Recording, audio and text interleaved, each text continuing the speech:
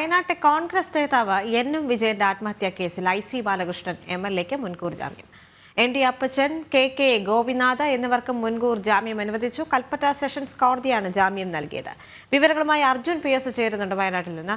അർജുൻ, കഴിഞ്ഞ ദിവസം സഭ ചേർന്നപ്പോൾ അദ്ദേഹം സഭയിലേക്ക് എത്തിയപ്പോൾ കൂടി വലിയ വിവാദങ്ങൾ ഉണ്ടായിരുന്നു. കാരണം ഈ ഒരു കേസിൽ മുൻകൂർ ജാമ്യത്തിനായി അപേക്ഷിച്ചിരുന്നു. അത് വിധി കാത്തു നിൽക്കുന്നതിനിടയിലാണ് അദ്ദേഹം സഭയിലേക്ക് എത്തുന്നത്. എന്നിങ്ങനെ നിരവധി വിവാദങ്ങളും ആക്ഷേപങ്ങളും എല്ലാം ഉയർന്നിരുന്നൊരു സാഹചര്യത്തിനിടയിലാണ് അദ്ദേഹത്തിന് മുൻകൂർ ജാമ്യം ലഭിച്ചിരിക്കുന്നത്. മറ്റ് വിശദാംശങ്ങൾ എന്തൊക്കെയാണ്?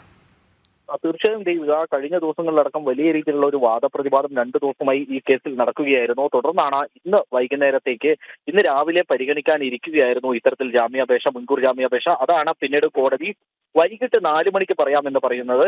കൃത്യമായി തന്നെ 4 മണിക്ക് ആ കോടതി വിധി പറയുന്നു. ആദ്യം തന്നെ ND അപ്പച്ചന്, DCC പ്രസിഡന്റ് ND അപ്പച്ചൻ, അദ്ദേഹത്തിന് ജാമ്യം നൽകുന്നു. പിന്നീട് ഒന്നാം പ്രതിയായിട്ടുള്ള IC ബാലകൃഷ്ണൻ അടക്കമുള്ളവർക്ക് ജാമ്യം നൽകുന്ന ഒരു സാഹചര്യമാണ് ഉണ്ടായത്. IC ബാലകൃഷ്ണൻ, അതുപോലെ തന്നെ DCC പ്രസിഡന്റ് ND അപ്പച്ചൻ, KK ഗോപിനാഥ് തുടങ്ങിയവർക്കടക്കം ഇപ്പോൾ ജാമ്യം കിട്ടിയിരിക്കുന്നു. കോൺഗ്രസിന് ഒരു ആശ്വാസം എന്ന് തന്നെ നമുക്ക് പറയാൻ. വക്കീൽ പറഞ്ഞതനുസരിച്ച്, അല്ലെങ്കിൽ അഡ്വക്കേറ്റ് പറഞ്ഞതനുസരിച്ച് ഇത്തരത്തിൽ വലിയ രീതിയിലുള്ള ഒരു വാദപ്രതിവാദമാണ് നടന്നത്. എന്നാൽ ചില രേഖകളിലൊക്കെ ചില മാറ്റങ്ങൾ ഉണ്ടായിരുന്നു. മാത്രമല്ല, ഈ പണം നൽകിയതുമായി ബന്ധപ്പെട്ട് അതിൽ കണക്ക് മാറ്റമുണ്ട്. അതായത് IC ബാലകൃഷ്ണൻ വാങ്ങിച്ചു എന്ന് പറയുന്ന കണക്ക് അതിൽ വ്യക്തമല്ല എന്നുള്ളതടക്കമുള്ള വാദങ്ങൾ ഉന്നയിച്ചാണ് കോടതിയിൽ ഇവർ വാദിച്ചത്. അതുകൊണ്ട് തന്നെയാണ് അദ്ദേഹത്തിന് ജാമ്യം കിട്ടിയതെന്നും അദ്ദേഹത്തിന്റെ വക്കീൽ, അഭിഭാഷകൻ പറയുന്ന ഒരു സാഹചര്യം ഉണ്ടായിരുന്നു. അത്തരത്തിൽ നേരത്തെ നമുക്ക് ഈ കേസ് നോക്കുകയാണെങ്കിൽ ഈ NM വിജയന്റെ ആത്മഹത്യയുമായി ബന്ധപ്പെട്ട് ആത്മഹത്യ പ്രേരണ കുറ്റമാണ് ഇതിൽ ചുമത്തിയിരിക്കുന്നത്. കൃത്യമായി തന്നെ അദ്ദേഹത്തിന്റെ ഈ പേരുകൾ, IC ബാലകൃഷ്ണന്റെ അതുപോലെ തന്നെ ND അപ്പച്ചൻ, KK ഗോപിനാഥ് തുടങ്ങിയവരുടെ പേരുകൾ ഈ ആത്മഹത്യാ കുറിപ്പിൽ കൃത്യമായിട്ടുണ്ട്. പക്ഷെ ഇവർ കാരണമാണ് ആത്മഹത്യ ചെയ്യുന്നത് എന്നുള്ളത് അതിൽ ബോധ്യപ്പെടുത്താൻ ഇതുവരെ പ്രോസിക്യൂഷന് കഴിഞ്ഞില്ല. അതാണ് പ്രധാനമായും ഇത്തരത്തിൽ IC ബാലകൃഷ്ണൻ അടക്കമുള്ള നേതാക്കൾക്ക് ജാമ്യം കിട്ടാൻ ഏറ്റവും എളുപ്പമായത്. കൃത്യമായി തന്നെ അത് പറഞ്ഞു ഫലിപ്പിക്കാൻ, അല്ലെങ്കിൽ കോടതിയെ ധരിപ്പിക്കാൻ പ്രോസിക്യൂഷന് കഴിഞ്ഞില്ല എന്നുള്ളതാണ് ഏറെ വസ്തുത.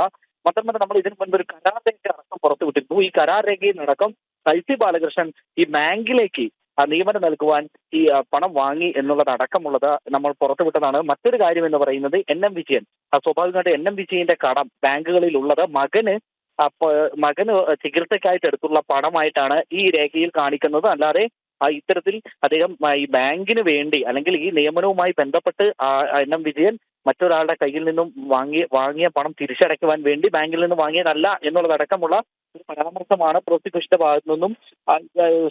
പ്രതിഭാഗത്തിന്റെ ഭാഗത്തു നിന്നും ഉണ്ടായിട്ടുള്ളത്. അത്തരത്തിലുള്ള ഒരു വിവരങ്ങളൊക്കെ അടിസ്ഥാനത്തിലാണ് കോടതി ഇപ്പോൾ ജാമ്യം നൽകിയിരിക്കുന്നത്. ദേവിക.